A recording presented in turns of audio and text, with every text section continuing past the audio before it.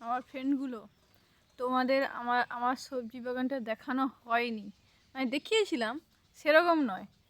দেখো, আমার সবজি বাগানে বীজ পড়েছে। তোমাদের যেটা বলি 8 রকমের লাগানো হয়েছে, 8 রকমের। শাকই শুধু 5 রকমের আছে।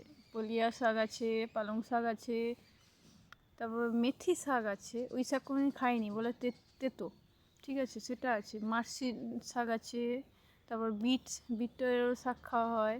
তারপরে যেটা আছে ফারাস সিম মানে বরবটি, চ্যাপ্টা সিম।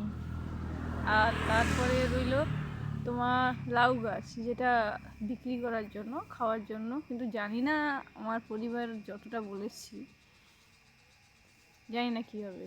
ওটা বিক্রি করার জন্য যে লাগিয়ে দিয়েছে বলছে মেয়েটা অন্তত ঔষধটা খেয়ে বাঁচুক। জানি না আসলে। ঠিক আছে, তোমাদের একটা সাবস্ক্রাইব কামনা করি, করে দিও প্লিজ।